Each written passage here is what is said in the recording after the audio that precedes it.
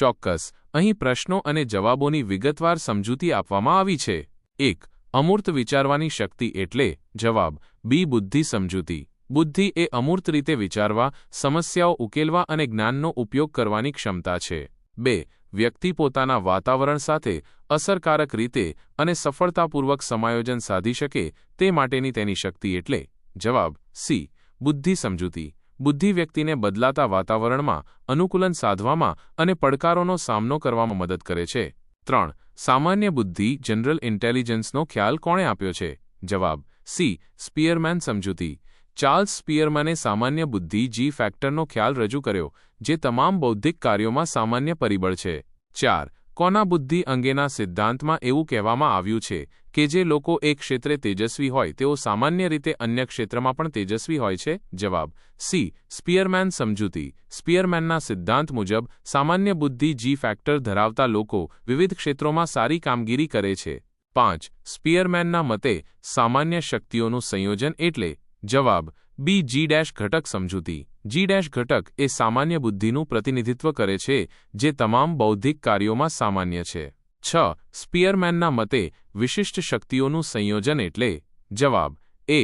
S ઘટક સમજૂતી. S ઘટક ચોક્કસ કાર્યો માટે જરૂરી વિશિષ્ટ ક્ષમતાઓનું પ્રતિનિધિત્વ કરે છે.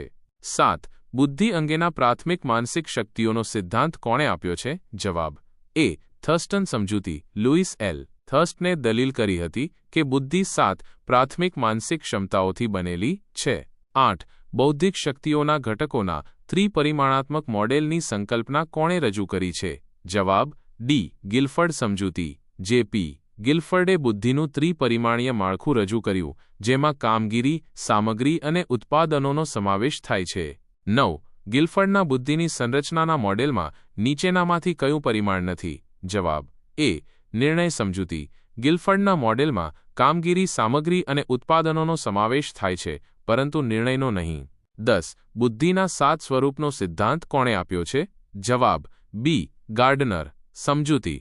હોવર્ડ ગાર્ડનરે બહુવિધ બુદ્ધિનો સિદ્ધાંત રજૂ કર્યો, જેમાં 7 અને પછીથી 9 પ્રકારની બુદ્ધિનો સમાવેશ થાય છે. 11. કોણે બુદ્ધિના ત્રિઘટક સિદ્ધાંતની રજૂઆત કરી છે?